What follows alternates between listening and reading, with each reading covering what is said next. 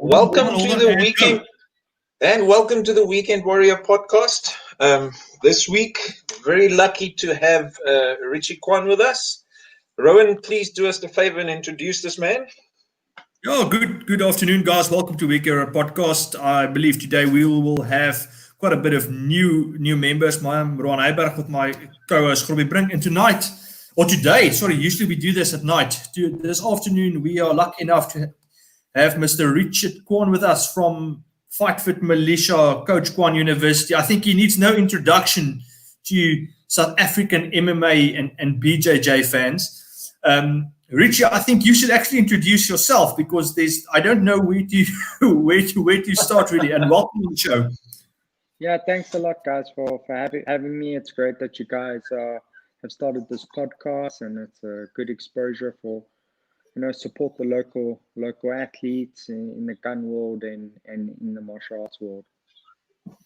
Yeah, thank you very much.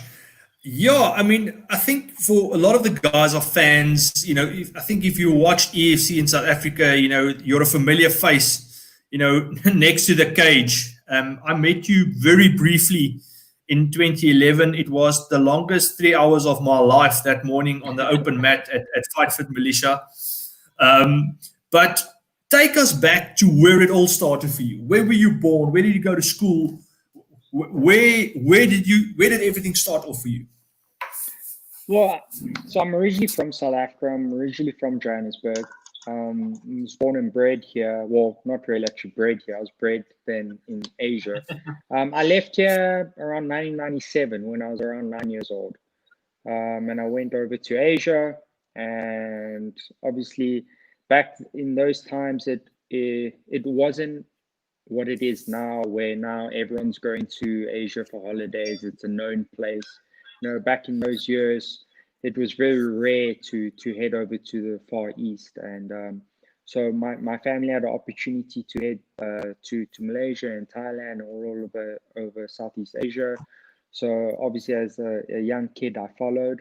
And that's kind of where my martial arts background started, because of the culture.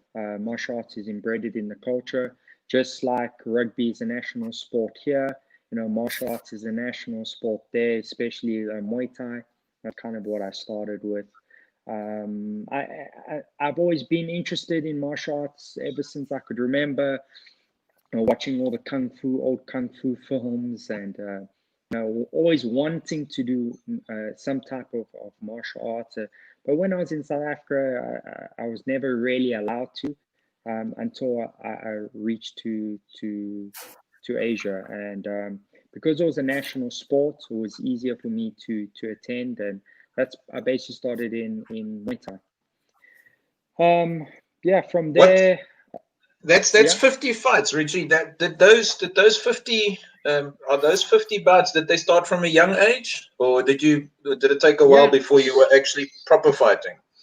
No, so like in Muay Thai, there's, especially in Asia in that time, there's no such thing as like pro and amateur. You just fight. And there's fights every weekend in multiple provinces all over the country. You can have 2-3 fights in a night. You can fight every single week. What? Whoa! Stop. 2 or 3 fights a night. Yeah, I mean, there's sometimes you could fight in one province, get in a car, drive to the next town, and be able to fight in another organization there. I mean, that's how long a normal is it thing. Fight then? Muay Thai fights are 3 minutes. Assuming there's no knockout. 3-minute rounds, 5 rounds. Sure. 15 minutes. Cowboy country. Yeah. So I mean, and that's why I say, like, a lot of people always want to talk about like when I was competing, but in reality, as you get to know me and once you start talking, I'm not really a competitor. That I just did it to touch the fire. I did it to understand what martial arts was and how it felt. I needed that competition. I needed a little bit of that experience. And even though it's like 50 fights or whatever, that's not a lot there. It's not a lot. Like, if I compare it to my training partners, That's like a quarter of what they have, you know. Oh, So wow. in the Western world, it's a big deal, but on that, you know, where I was, it wasn't a big deal. Did you so, yeah. did you get from an early stage that you wanted to be a trainer instead of the actual fighter? No. I wanted to be a superstar fighter. I wanted to compete. You know, I only realized I was more acquired to instructing and passing knowledge to people once I went to the US. Oh, really? Yeah. And that started in Los Angeles. What year was that? Geez, like what year? Maybe 2007, around there. Sure. Okay. But you were quite well experienced by the time you got there, right? Yeah. I had done like majority of my fighting. I had understood what striking was in Muay Thai. I had dabbled a little bit into the Brazilian Jiu-Jitsu and wrestling world, not too much, but I had attended some seminars, and that's when you know, the UFC had just kind of started, and it was kind of like still underground. So I'd heard about this no rules fighting, and it was really intriguing because, you know, when you start competing, you're always looking for that edge, you know, and you're always looking at what's next, and you know, opening up certain martial arts magazines back then, you would always see this UFC, this mixed martial arts, and guys were hitting each other on the ground and putting each other in these weird positions, and you had no idea what that was about. And it was only kind of when I went to the US that I was open to what a real athlete is, what science was, what knowledge was, what's being smart is all about, and that you don't know everything, that there's so much to learn. It was only kind of when I crossed the seas to the US. Richie, I want to take one quick step back to your time in Thailand. I watched a documentary thing a couple of years ago, and you mentioned earlier there it's just fighting. There's no pro and amateur, and and I got the sense that fighting there is a meal ticket for a lot of the guys there. Yeah.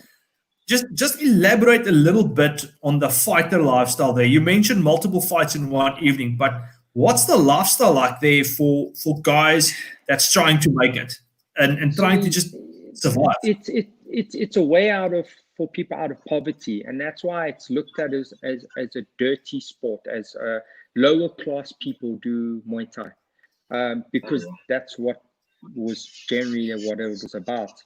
And like for me as a foreigner being involved in the sport, it was very abnormal.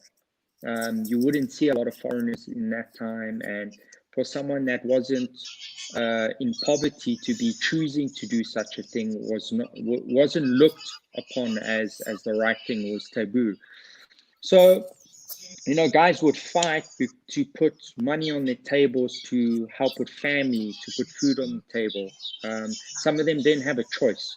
Their choice was chosen by their parents, like they were sold to the gyms. And that's why you'll see a lot of fighters' names, their last names is the gym names. So if you do any like research on top Muay Thai fighters, their last name is the gym name because the gym owns them. And it's like contractual basis that the gym basically takes everything that this person achieves at the end of the day, you know, and at the end of the day, it's just to survive. And unfortunately, that's how it is still today. It was much prevalent back then, and a lot of the top fighters now obviously have a little bit more of a education on understanding how to manage themselves and all of that. So it's not as bad, but it's still happening. But it's a way of life, and it's a way to survive. Yes, that's tough. That's and I would assume your what is kind of is there like kind of a, for the lack of a better word, a cut-off age where if you kind of hit this mark and you haven't made it, then you're pretty much a punching bag and it's time to move on. I think yes and no. Like as we've got more evolved in combat sports and understanding what an athlete is, back then your prime was like in your 20s, early 20s. If you haven't become anything then basically you become a taxi driver, and that's why you go to like Kusumoi, and then guys will say, "Oh, I got into a Muay Thai fight and he fought some taxi driver." It's because that guy didn't make it. So the thing is, back in those days, it was like your early 20s. If you weren't fighting in Rajaram or Lumpini Stadium, if you hadn't had a title by then, either one of those titles, then you weren't kind of going to get anywhere. You weren't going to get to Japan where the big money was. But now, as science has educated the human species, we've understood things. And if you see fighters nowadays, they're much older. They're peaking in their 30s and even competing in their late 30s. So it's just two different timelines. And the knowledge base is increasing so much that the guys are actually training to the right levels, but they actually get the skill to employ what they are learning. It's amazing that guys are up to close to their 40s are doing very well. Yeah, just I always say, like, a lot of my fighters as well, and my experience, and a lot of guys that have in my group have also lived in Thailand, and it's just we wish that we knew what we knew now back then, and even now, like Muay Thai and boxing are sports that are very strong-headed. They're very stuck in their traditions. And if you look at the guys that are doing very well, they're the ones that are not stuck in the old traditions. They're actually understanding what knowledge is and how to train better and smarter. But unfortunately, these two sports, boxing and Muay Thai, are the sports that are still lacking quite a bit in evolving the athlete. And let's go. So let's head back to your time in the US. I see big names mentioned. LA, Los Angeles Police Department. You did a stint, I see, with the Marines. Tell us a little bit more about that. Yeah, when I moved to the US, that was kind of my big awakening to what was out there, what I wanted to do, what I was actually good at. And I basically got there to be a competitor and to compete in mixed martial arts and all of that. And it quickly led into me helping athletes out, and then eventually coaching athletes and opening my own gym. And when that gym was opened, I was in an area where a lot of cops used to come through to my gym without me even knowing that they were cops. A lot of Marines used to come into the gym without even myself knowing who they were. I guess that's everywhere. But eventually, I started training a small group of 12 guys that were basically a special force group. And the main guy was the medic, and he had trained with me for about a year before he actually said, "Hey, I want you to help out my team," and all of that. So that was great, and understanding the mentality of a high level special force group and being around them. And thus that also led to one of my students was a NARC officer, and he then also invited me to train his small group of guys and units. So it was very nice to be involved in those worlds, two totally different worlds than just with athletes and the general population of mixed martial arts. And that was early in the days. I think not. That's quite a while ago. Where today it's sort of par for the course, where they look externally for input.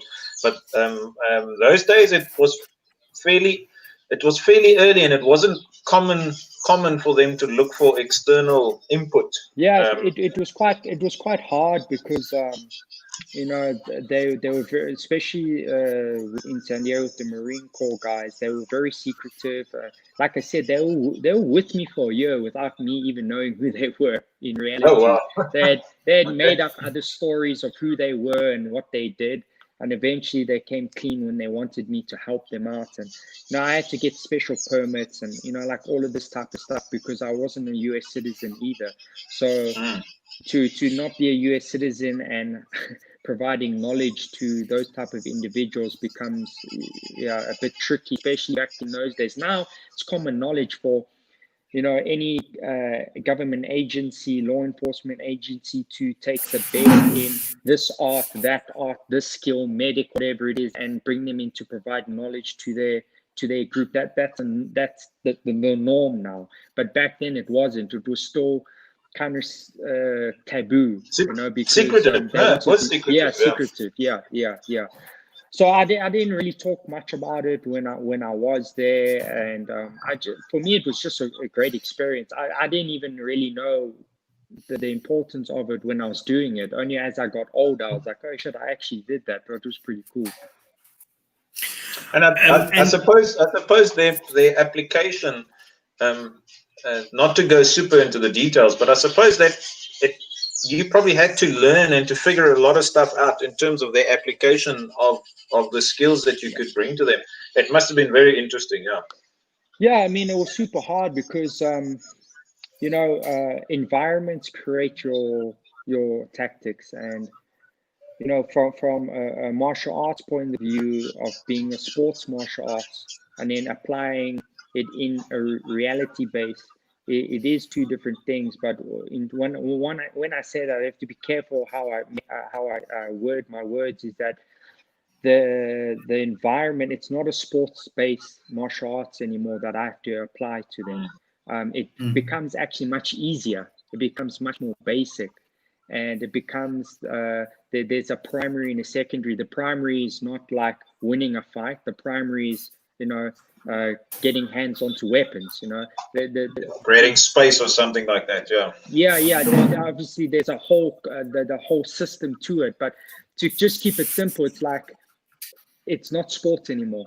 And as a young kid back then, I had to understand that very quickly and then adapt to that situation very quickly, which I'm glad I did because it taught me a lot about myself and my coaching methodologies, and that it is as simple as flipping a switch for people, because what people don't understand is that the skill is the same.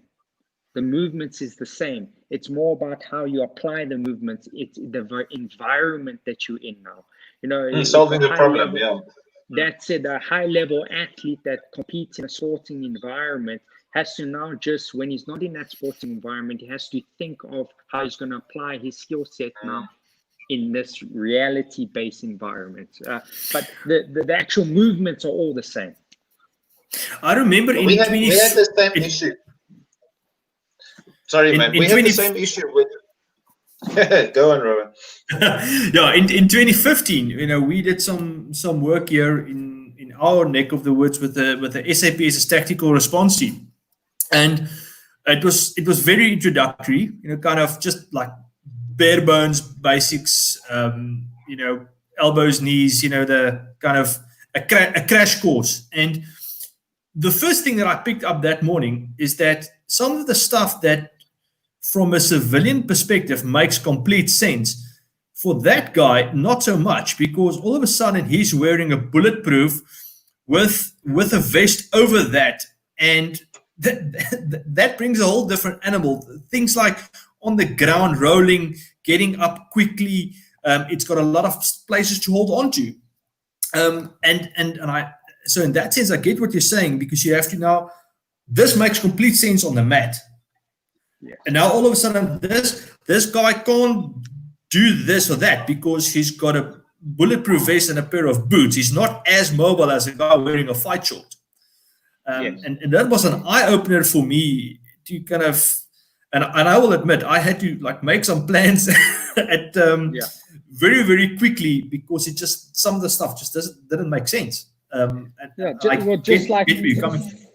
Fundamentals is king, man. And when it comes down to anything, that is the key. Guys like to kind of make it more complicated than it is. Yeah, we had the same thing with jiu-jitsu. It's it's a lot of it's very cool and it's very applicable, but in our sense, in a self-defense situation, you don't necessarily want to pull the opponent closer to you. You want to strike and create space. So it was quite a mind shift also in applying, because you've got these tools, but it's not applicable in every situation. Yeah. I mean, the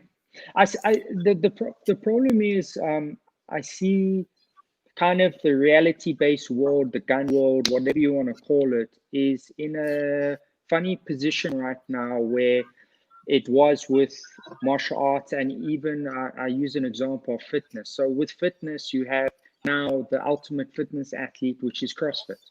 A CrossFit athlete can do anything in regards to the fitness world. They can jump, they can lift, they can swim, they can do gymnastics movement, and they have a platform where they can compete and prove their systems. Martial arts then had UFC, which is exactly like that. It was going, who was better, boxing, wrestling. So there's a platform which then bred a new athlete, which is mixed martial arts, which fitness world bred a new athlete, which is CrossFit. I feel like the combative world and the gun world, we don't have a platform because you can't die and come back. Yeah. And that's the problem, is that, you know, the sports shooting guys want to tune the reality-based guys, the Krav Maga guys want to tune the professional fighting athletes. And it's just like, at the end of the day, know everything, have the skill to do everything. And how you will apply it is the most important, you know. Have the skills to fight with a gi, not a gi, with weapons, without weapons, with a rifle, with a handgun, sports shooting, reality-based cover. Like, just rather have that understanding of everything.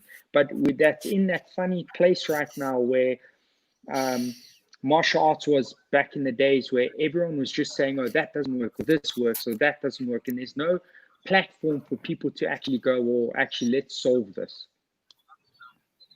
That's dogma, and a lot of people get stuck in dogma. Yeah, they don't. It's everything. Nothing is clear cut, and nothing is always straightforward.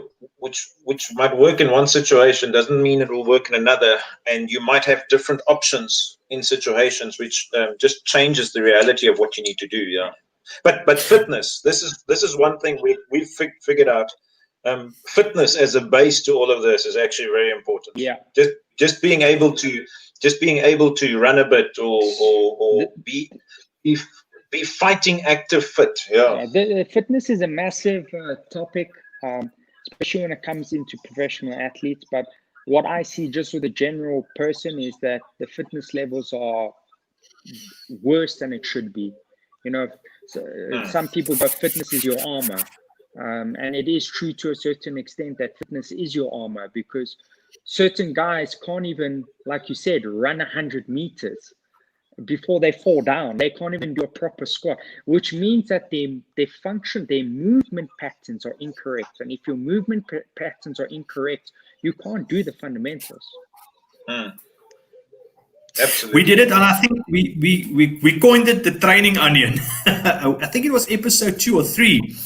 And where we kind of said, you know, in the combative self-defense gun world, there's this tendency to fix software issues with hardware. And buying a gizmo will all of a sudden make me better. And where actually your gun is kind of the very last, right in the corner is and I'm not built for high speed. I'm a luxury model. But have some level of basic fitness. Can you get out of your car quickly? Stupid thing. But if there's a hijacking, you're blocked in, whatever, can you get that kind of stuff? Things like medical. It's not as cool as jumping over hoods and kicking doors down. It's a much bigger chance your 4-year-old is going to run through a sliding glass window than you getting into an epic gunfight in the main street of your town. But that kind of stuff is not cool. So the guys will spend a lot of time doing, inverted commas, tactical training, but they don't even have the basics of basic fitness, fundamentals of shooting. That kind of, like, just the stuff that will actually help you, there's a much bigger chance you'll have to defend yourself physically from an assault than you having to pull your gun out and shoot your way out of trouble. But it's not you said cool. basically the biggest aspect right now is, you just mentioned it, is software. Everyone wants to invest in hardware and not the software. Now it becomes very complicated because some guys don't actually understand what that means. And, there's a term that everyone misplaces and misunderstands. And it's like that you must train like you fight. And it's actually not about that. It's, you need to train for the fight. You need to train like an athlete. And that becomes very, very complicated. And that's kind of my system, is that every day you don't wake up and go, geez, I can't wait to do the things that I suck at. That's it, yeah. And at the end of the day, that is what it's about. And training for the fight means that developing a skill before you add pressure. A guy will go like, I just want to spar. And at the end of the day, that's going to teach you nothing. Especially when it gets to really high level athletes, it's not about that anymore. It's literally about the software and figuring out what part of the software needs to be fixed or adjusted. That then when you have to compete and you have to perform, then you can analyze after that performance, did that skill set improve or did it not improve, and why? But Richie, that kind of brings me to a specific question, kind of early days of EFC and Fight Fit, for the lack of a better word, dominated very early on. And still very much due to this day. I mean, you guys hold belts with various promotions, national and international. But I remember the early days. I mean, it was, I think, help me out, I think you guys held like 4 out of the 5 belts or something like that. If I can't remember exactly. We held 15 titles in the EFC. Exactly. So but it started early on. But what do you think set you guys apart? What did you do differently in the early days? That the other guys, they only caught up now. That huge jump. And kind of as a second element to that, okay, no, answer that question first, then I'll throw the next one at you. So my early days as a coach was very much about experimental. It was about trying to find this magic pill. And I traveled everywhere. During those times, I've been to literally every big mixed martial arts facility in the world. I've trained with top athletes, and mainly I spent time with all the top coaches. From Faraz Zahibi at TriStar, George St. Pierre back in those days, to ATT, Greg Jackson, Team Alpha. Like, I went everywhere. And coming back, I would chop and change, add. I mean, there was a time where I was making the guys do like 6 or 7 sessions in one day. I would experiment with different training methodologies. I would, I did crazy experiments with the guys. My first generation of athletes were literally my guinea pigs to try and find what this magic pill was. And at the end of the day, I realized there wasn't a magic pill. That knowledge is key, and you can't outwork knowledge. And I was just, it went from training hard to training much smarter, and it was being more in tune with the athletes in terms of what their needs were and not what I wanted them to do. And what they needed to do was the key thing. And yeah, it was a proper program. I had a system, and I still have a system that is obviously much more fine-tuned than it was 8 years ago. And this system is what kept things consistent.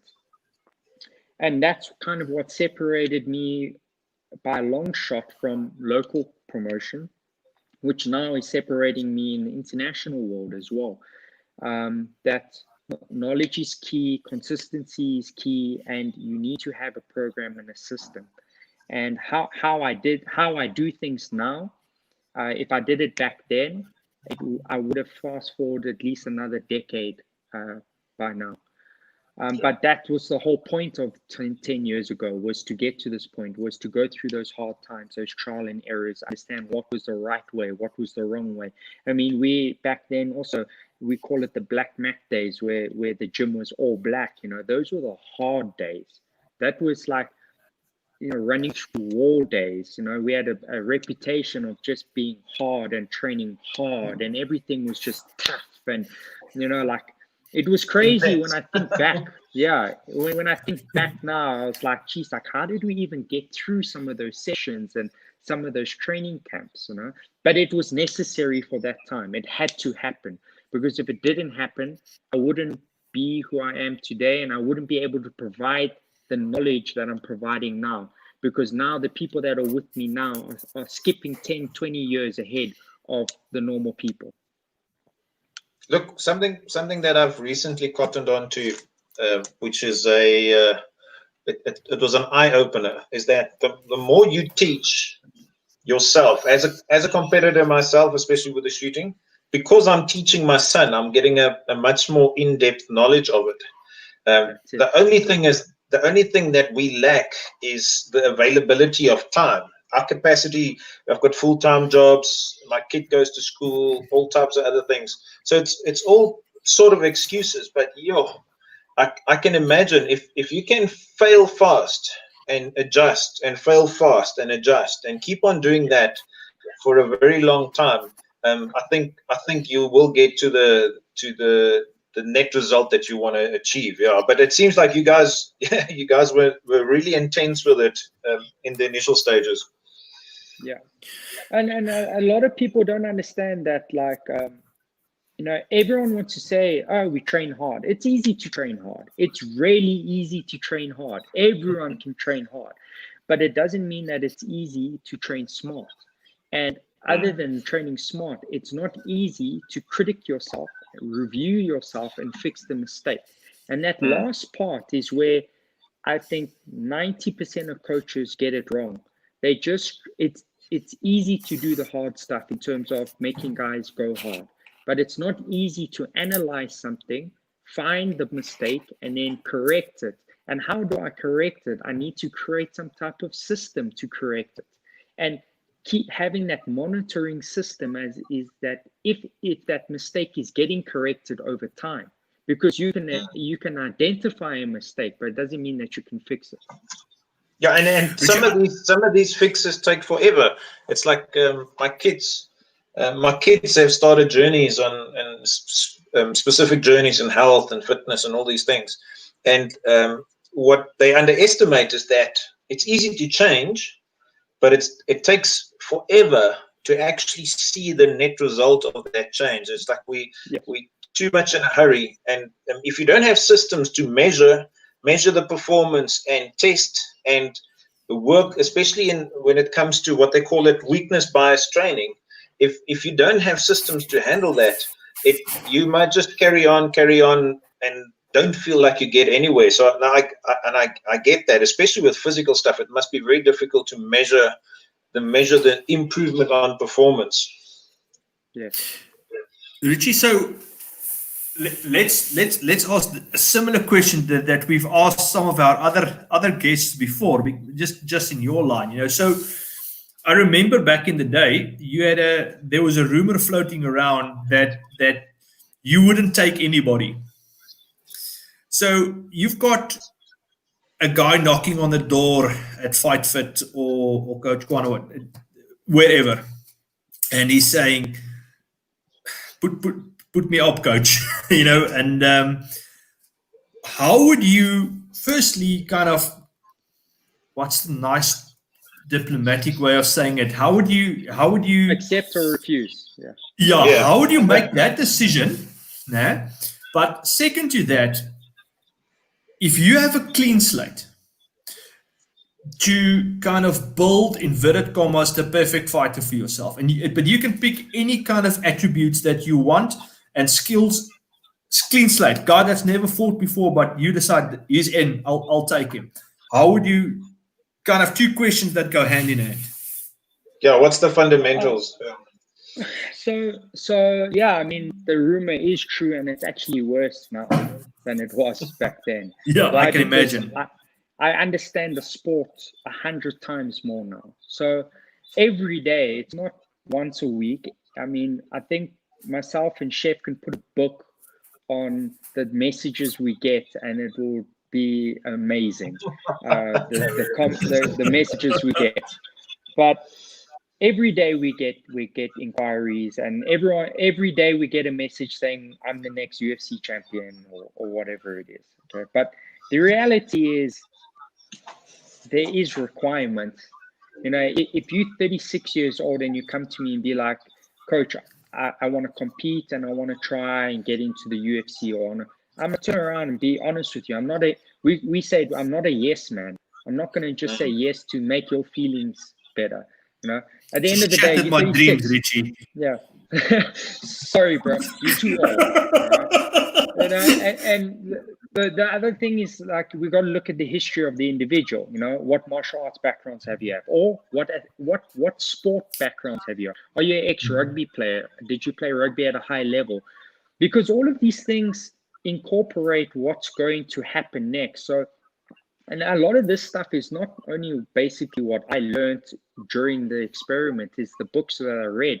The biggest book that had the biggest influence on me looking at athletes is about the New Zealand rugby team. It's called Legacy. And this book basically taught a lot of how I run a facility, a team, an athlete. And it's pretty simple. And but just guys don't want to hear that truth, you know. So it's a martial art background. How old are you? And in this country, as stupid as this, do you have a passport and are you local? Because I've had high-level athletes coming to me and I've built them to, you probably know their names, but they can't leave the country. So then what's the point? You know? Sure. So another thing is that guys, they get to the best, they get EFC titles, they become EFC champions, they're these big superstars locally. Then I'm like, okay, well, cool. UFC just called me and I got a short notice fight in 2 weeks. Oh, coach, but I can't get a visa. Okay, but no one cares. No one cares about that. You just need to get it done, yeah. Or you can't. So these type of things, when guys get to a certain level, I always say, get your 10-year US visa, get your 4-year Schengen visa, because if a call comes in, we're on a plane and we're gone. There's no excuse, because you have one opportunity. And if you don't plan for that opportunity flies away very, very quickly.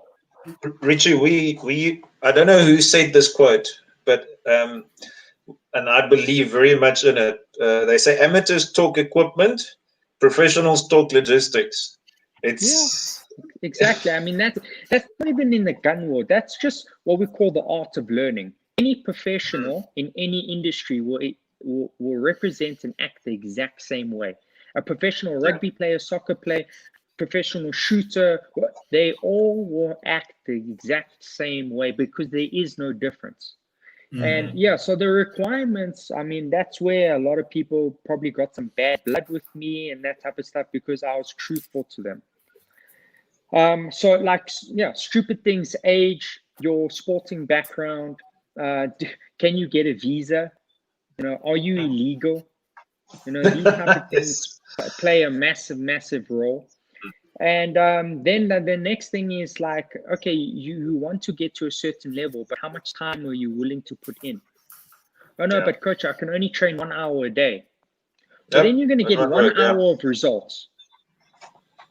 You know, it's not that you're telling me, I want to just have an amateur fight. No, you just told me that you want to be the UFC champion. So you telling me the guys that are in the top 10 put in 1 hour of work a day? No. But when you explain it to them like this, they get very upset, and it's like you crush their dreams and so forth. So yeah, I mean, my list has become. It's easy. Yeah, my list now has become much harsher. And I literally, if a guy comes to me, I say, okay, do you have X, Y, Z? And they don't. I'm sorry, bro. Just join the class, get the knowledge, become a martial artist. That's it. Yeah. And if you can pick specific attributes or skill sets, anything you want, and kind of build a guy from scratch, what would you pick? What are like key things? For me, a guy with character, you can't beat character. A guy with character and a guy that is consistent. The consistency and character for me is what I look in for an athlete right now. And that's not just an athlete, just in people that I want to be around. They have a good character, because character goes a long way.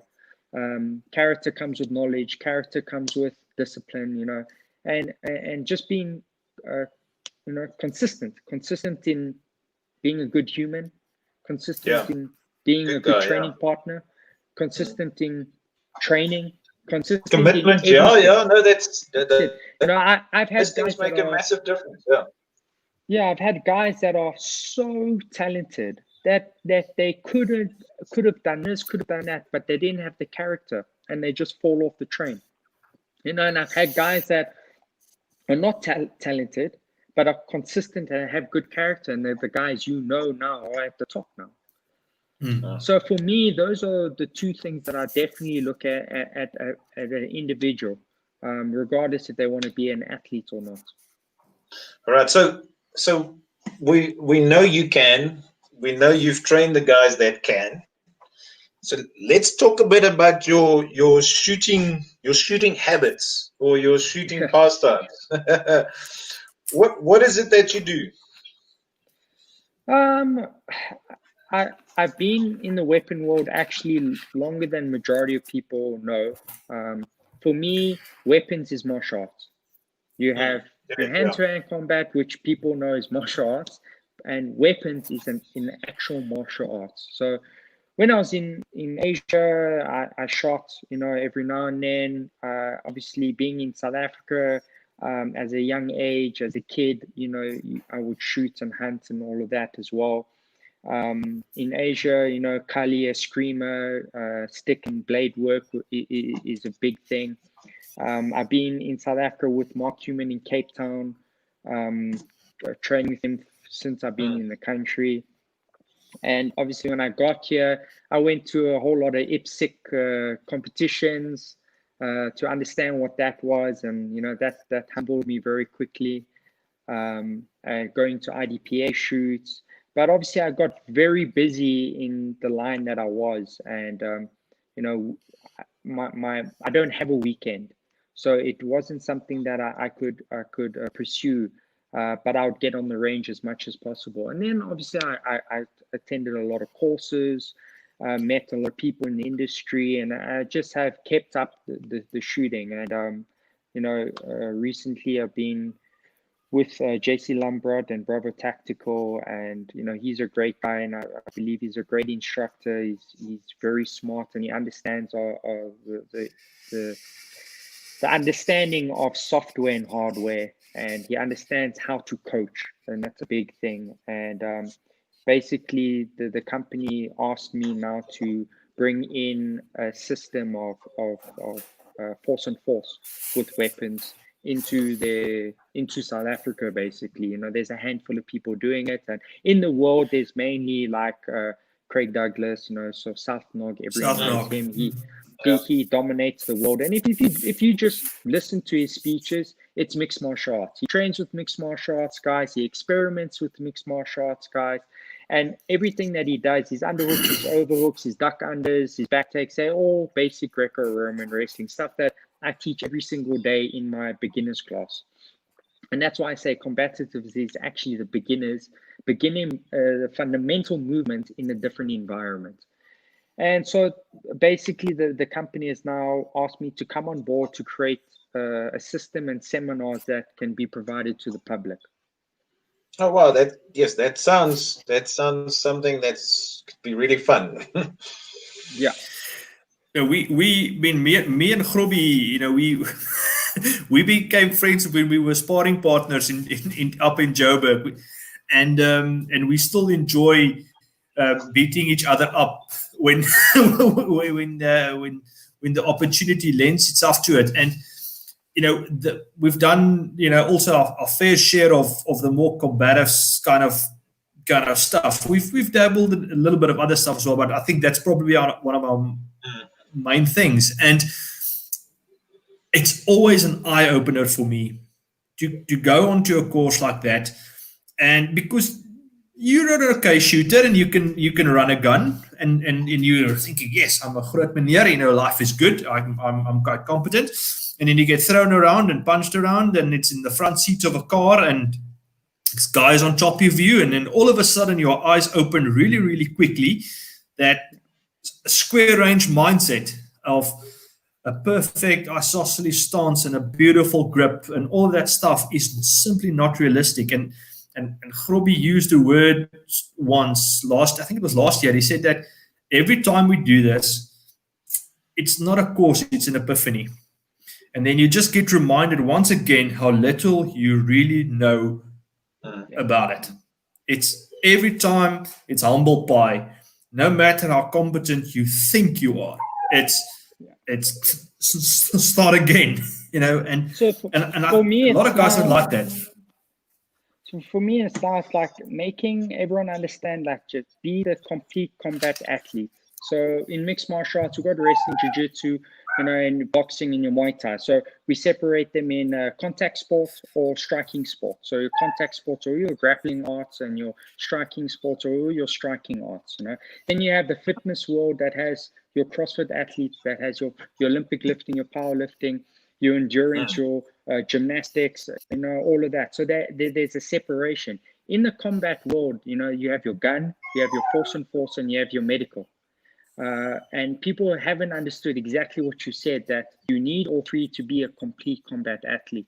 And guys like to be comfortable in one. Why? Because it's comfortable.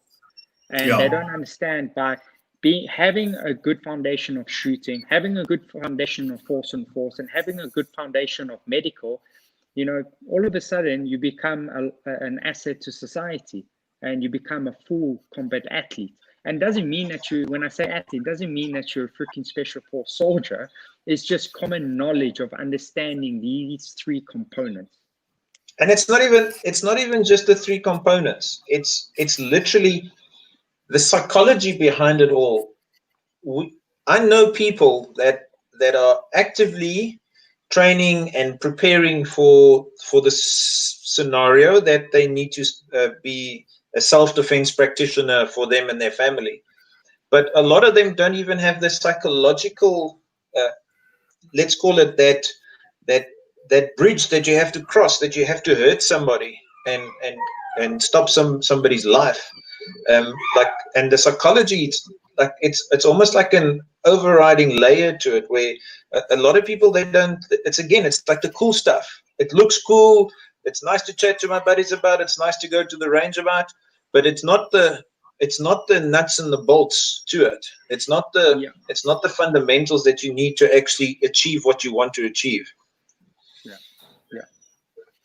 And how many guys, come on those kinds of courses with this, yes, like Walter Mitty flights of fantasy illusion about how good they are, eat humble pie in the first drill, and then they just fall flat for the rest of the course because they just can't deal with the fact that they're not as good as they think they are. And then the guys that need it the most are the guys you never see again. And that is something that's sad to me. I mean, why do you go on any training course, regardless of whether it's striking ground, shooting, training, medical, whatever, and why do you spend the money? Why do you go there if you're not willing to fail for all practical purposes and kind of get the coaching? And that's something that fascinates me, that the guys, but do they want validation, on how good they are, and then they just can't deal with it? But that's a strange phenomenon, and I think you probably see it more than most. Yeah, like I'm basically, like I said, I see an athlete as an athlete. No reason if you in a combat athlete, a fitness athlete, or martial art athlete. I don't actually see it. For me, it's all the art of learning. We all kind of learn the same way in different aspects, and I hope to present a system and a course where I can eliminate all of that, where I provide the information first and provide the skill first, and then start adding in the pressure gradually. No, instead of a lot of people add in pressure first without the skill development, and that's what kind of breaks guys. And then they never want to come back, or they lose confidence in themselves, and they don't believe they can do it. Well, no one. You can never believe you can do anything if you get broken straight away. You need to be provided if you don't know the how skills. to do it, Exactly. So I hope to provide the skill set to any of these individuals, and then teach it the right way. That the first seminar you come in, I'm not going to like pepper spray you in the face and then make you fight for an hour. Like for me, that makes no sense. Like I want to provide the right information, give you the exact skills that needs to be, and then get you to improve those skills under gradual pressure, and until you can, operate under a real environment. It's interesting that you say that. I mean, we don't do gotcha moments, it's and we don't name names. But I saw a quite infamous South African instructor that shall remain nameless, and he's going off on a tangent about what you said earlier: fight like you train, and it's dust and cases everywhere, and he's going boss on the range. And I look at this, and he's being very kind of derogative to other organizations. And I look at this and I say, but hold on.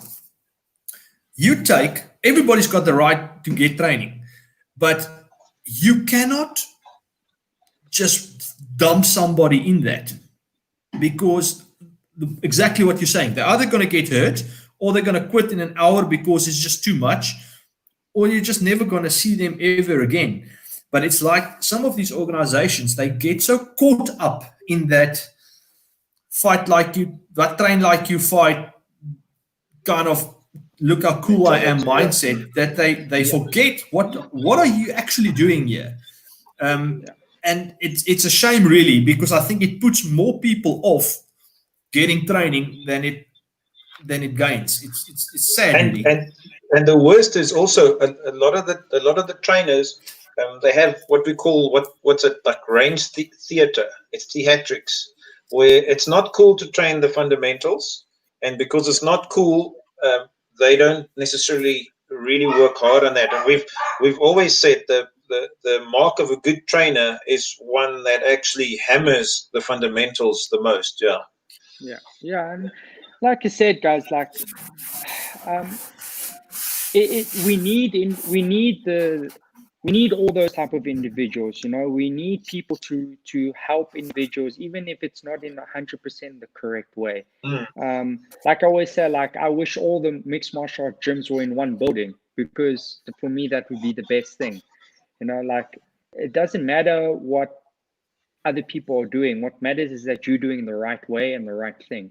And I just hope that that's what I want to do, is that I want to take my experiences of teaching the right way in the martial art world and in everything I do, and present it in courses that can be digested easy and correctly, that is going to make that individual out there that walks the street, that has the job 9 to 5, that is a gun guy, a martial art guy, he actually becomes now an asset to society, and he's actually not a liability because he has a firearm and shoots once a year. Same thing with the hand-to-hand stuff. So yeah, I'm super excited about that. I really enjoy the company, Bravo Tactical, and the guys there. So yeah, I mean, it's a new venture for me that I've always wanted to get into. Just I've never kind of directed myself that way. But now, having the extra time and just kind of changing the ways I'm doing things, I'm excited to get into this industry as well. When is that kicking off? So hopefully I'll have my first course around August. So that is the plan right now. I've finished the content of the first course. There should be presented at least 5 courses that I'm going to be presenting. the first fundamental course I have already completed. I'm just running through it at least 3 or 4 more times until I can, I think, comfortably and successfully pass the knowledge on to someone else. So I'm just experimenting right now and making sure that everything is correct in my view, and then hopefully August. Yeah, we'll happily be guinea pigs. You're more than you're more than welcome. And once you guys are also ready, share to us. We'll punt on our side as well, and help where we can on that side. We partnered with a bunch of guys, and the way we see it is it's a network. Share the good knowledge. That's it, man. Like, we're all one community, and if we just all helping each other and like trying to get the knowledge out there and fix our mistakes and improve our skills, like it can only better from there. You said something just now, and it reminded me. It was about 4 years ago. I wrote an article, for Paratus, which one of the large online publications. And the point that I made in the article was that one of the kind of key things for me in any good training organization, good instructor, kind of good training environment is if what you are doing or following has got good working relationships with other instructors, because no man is an island. If your own coach is not a guy that trains elsewhere or talks to other instructors and gets all that information and almost sanity checks his own way of doing things sometimes, that for me is a big red light. And that's something that I thoroughly appreciate from what you're doing is, I'm not sure about this, I'll go and find somebody that can help me with this. And I wish that a lot of guys did that more. I mean, we interviewed, I'm sure Mr. Dave Spalding about a month ago.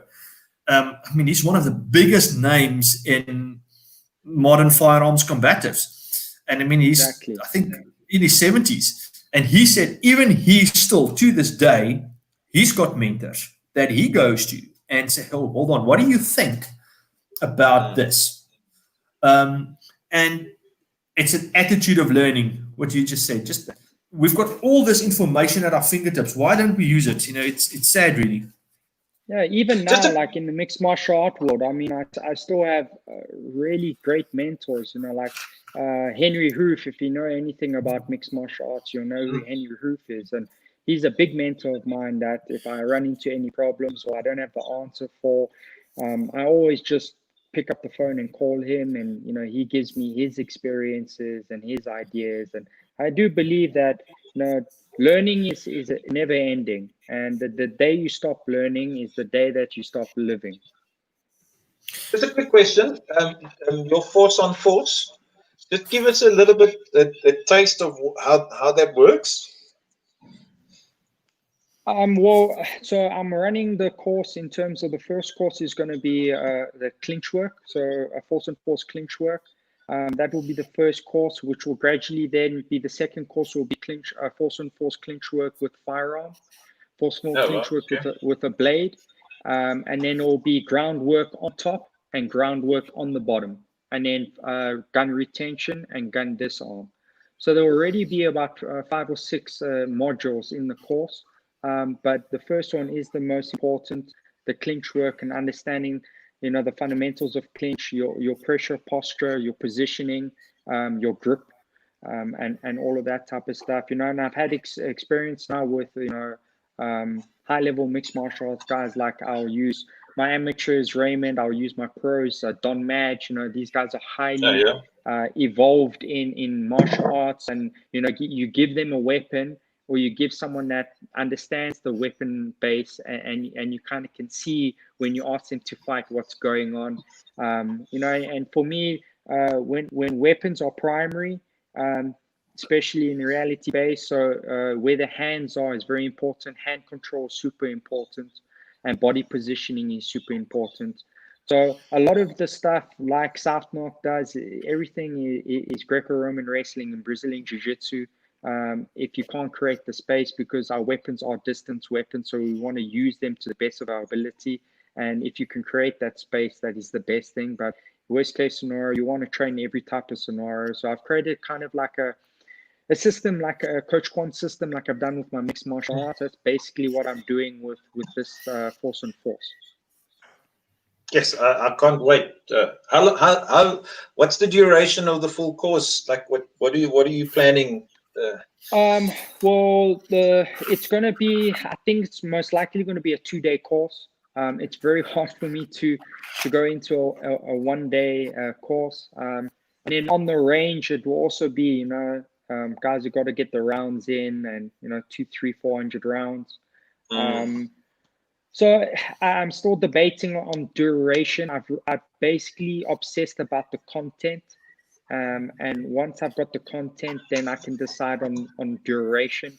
Also, I got to understand you probably that need I'm not to trained. experience it, yeah. Yeah, I'm not obsessing about teaching, guys like yourselves and maybe professional athletes and law enforcement and military. It's more for the everyday guy that needs to get into it. So the blank guys, the brand new guys, yeah. Yeah, but then there's going to be the courses in terms of guys like yourself that are in the world, that the information can be absorbed much quicker, which means we can go quicker. So the content for me is the most important. I must admit, I haven't rolled since February of this year, and I'm pining. Actually, I'm fantasizing about strangling people. Well, there's a rule you always must live by. You got to do violence every day. Some type of violence every day. Just a quick question. Your fitness now during the lockdown, I know we can run. It's a little bit easier now after the last regulations. What did you do to stay ahead of the fitness curve? So, yeah, this is a. Why is there a chuckle? Have you lost a little bit of your fitness edge? No, fitness is a massive debate that I get into with a lot of people because of my industry. And I used to be a fitness obsessive. I mean, I was one of the first certified CrossFit trainers when the gyms were just starting. I've gone to all the top conditioning coaches all over the world, including George St. Pierre's conditioning coach. Like, I thought fitness was that magic pill that you might need to win fights.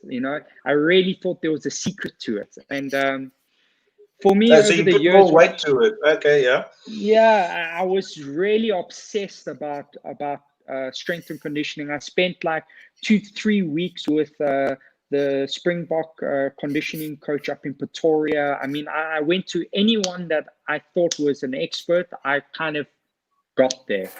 And I realized when it comes to fitness, nothing, especially in mixed martial arts, nothing beats violence.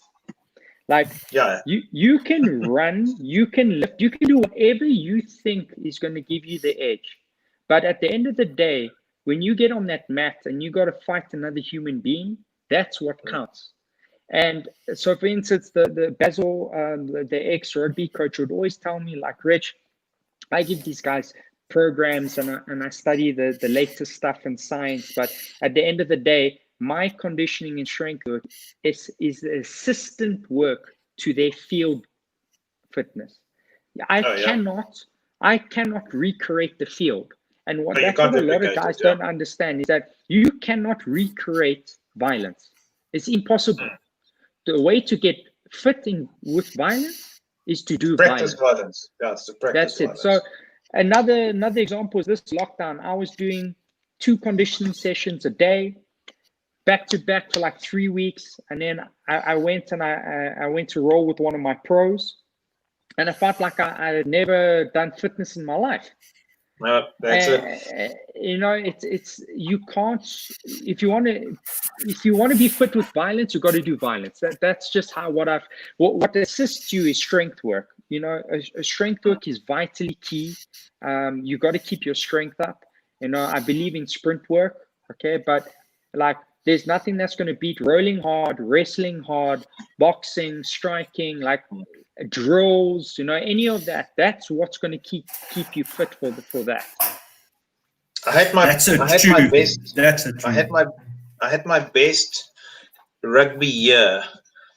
Instead of taking the break between October and January, I ended up playing rugby league for the balance of the year.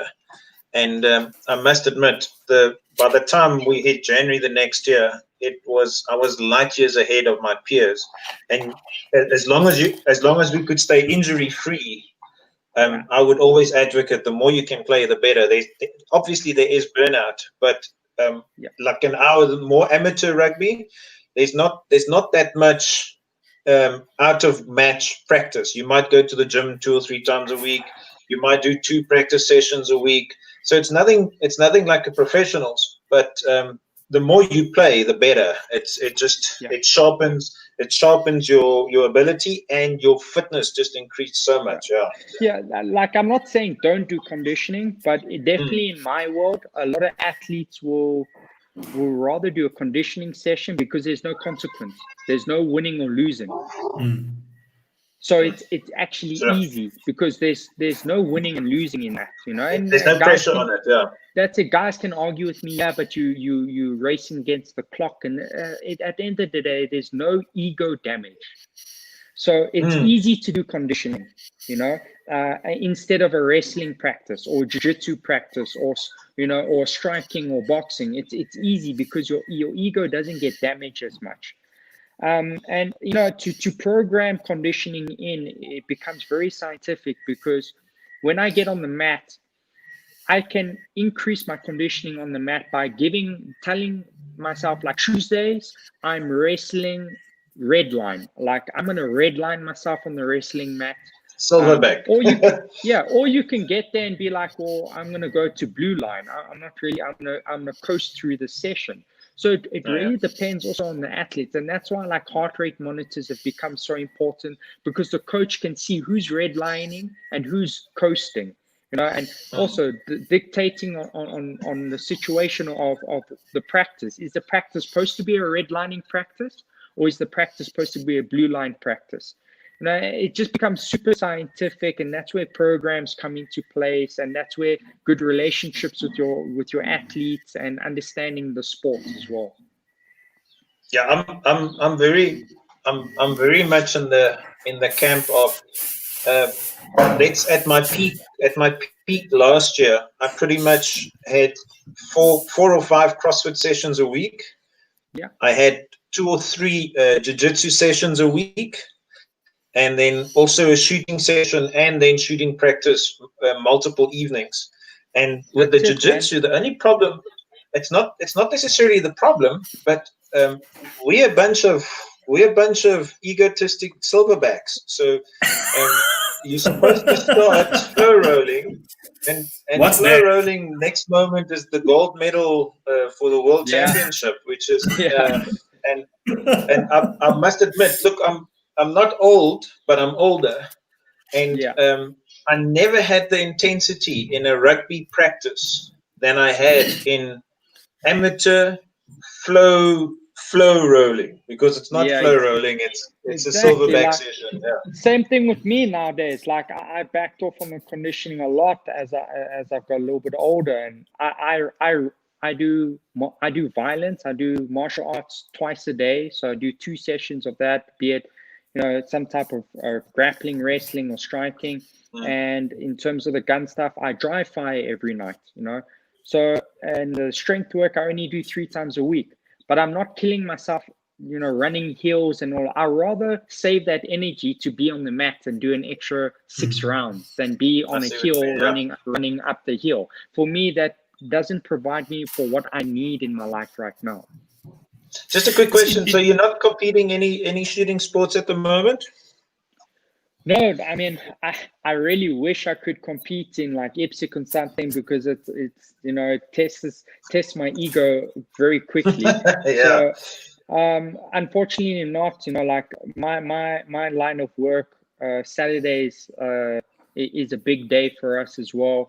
So, and a lot of times I'm also traveling all over the world as well. So it's hard for me to get into a club and maybe only shoot once every 2 months or something like that. So do yourself a favor. We'll share some details. I think the Tax Shack guys, they pretty much shoot every Thursday as well. They've got these midweek sessions. So we'll share some details. Yeah, that's dude. Even in little almost holiday town George, even we have the issue here that some of our club members, they can't. They're either working Saturdays or they have other commitment Saturdays. There's a need even here for like a midweek option. That's why I do a lot of dry firing, because I can get to the range only once a week sometimes. I mean, I'm working. My first class is 6 a.m. in the morning, and I finish at 8 o'clock at night. And that's it's a long day. Yeah, that's Monday to Friday, and then Saturday mornings is usually from like 8 till 1. So it's not even that I can shoot midweek. It's literally just finding. You're bugging. So usually Fridays I've made time, like, okay, every Friday I can get to the range, and I make sure that there's no excuses for it, that I can go in and get, my 200 rounds in, and, do my drills and fundamentals and stuff like that. And then if I'm not at the range, I've got a cert pistol, and I'm getting the dry firing in, and I've got all the targets all over the gym and all of that. That's nice. What range do you use mostly? Mostly we go to Guns and Work in Germiston. There's a Tactical 22 in 4 ways, and then Dave Show Guns as well. Oh, that's lekker, yeah. But the cert, I'm looking at the cert for especially my son. It would be nice that he could practice even if I'm not here, because of the licensing thing. But now he's turning 16 one of these days, and we're going to apply for his own license. Then he can practice with his real gun anyway. But yeah, are you enjoying the cert? Is it adding value? I really like it. I enjoy the trigger. That's the biggest thing. Obviously on the Glocks, there's no aftermarket kind of like that trigger control that you don't have to rack the slide. So I enjoy the cert a lot. The moving and shooting, you can do your reloads as well. Fits into all the holsters that I have. I carry a Glock 17, so it is. I enjoy it, and I just got a 19, like now. I spoke to you yesterday about it, so yeah, I enjoy the cert. That's like I saw a product in the States where I think it's the magazine that's got a spring sort of mechanism that sort of works. But yeah, it's one of those. It's irritating to always have to rack the slide slightly just to get the proper trigger break. Yeah. So Richie, what's next for Richie Quan? What's the next big goal? Jeez. Well, man, I got so many goals. What's the unicorn? What's the unicorn? I just want to keep doing what I'm doing here, but like I just want to my life goals acquire skills. So I just want to acquire as many skills as I can and learn for as much as I can from every industry, and then be able to pass the knowledge down to the community that I have around me. I want to be able to be the best coach that I am. If I'm the best coach that I can be, then my athletes and my community will get to where they need to be. You're giving lots of value. Yeah, if it's UFC, or if it's betting, saving someone's life, or if it's improving a kid's life, stopping a kid from getting bullied, empowering a woman. Like, I just want to be able to provide that knowledge that's going to help an individual. And like I said before, like I just want to, provide people that they can be an asset to society and help each other. And I can only do that if I have the knowledge. And yes, I do have a lot of knowledge in certain aspects, but also don't have a lot of knowledge in certain aspects. So I just want to be humble enough that I'm always learning. And then once I've learned it, being able to give it back to the people that are with me. And that's my main goals right now. And if that's having a UFC champion or having a kid look and have more confidence, then that's what it is. Like, this year I reached a goal where I became the first trainer, coach, or anyone in Africa to have a Bellator world title. And I don't know if that will ever happen again in a lifetime, now I have Don Madge, who's 2-0 in the UFC. I've got an amazing community that is just increasing my gym and my community members. I have a massive gym and community members. I've just entered a new industry, the gun world, with a great company. I'm trying to understand the medical world and learning as much as I can with that. And, just trying to be a better person and provide knowledge by gaining knowledge. No, it's you speak the same language, and dude, you're doing so well. I would say I'm a little bit jealous because of your exposure, but I can see you working very hard. It's not easy to do what you do, and to be where you are. Yeah, and a lot of people say it's not easy, but actually, it is, man. Like, if you just have the right mindset and you just humble yourself and you just learn. Like, it is actually pretty easy. If you think about, like, if you guys put your mind to doing something, you're going to do it.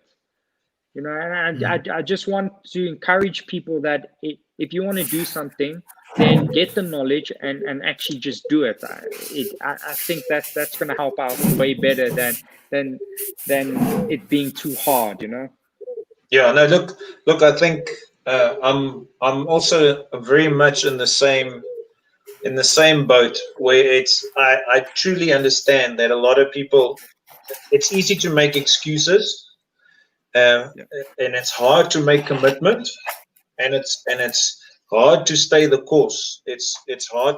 That's the hard part, like, especially in my sense. But, like, dude, your let's call it your fundamentals and what you're saying you want to achieve. It's very noble. And it speaks directly to what we believe. This is we call ourselves weekend warriors, but we do actually take ourselves pretty serious in terms of what we want to achieve. It's what is more noble than wanting to protect your family and the people around you and your community. So and imparting that knowledge and inspiring other people to do more and better and harder. Yeah, it's no, what you're doing is very well. You're doing very good. Thank you. Richie, thank you so much for your time today. I know you've got a ridiculous schedule. Thank you for agreeing. I didn't have to beg.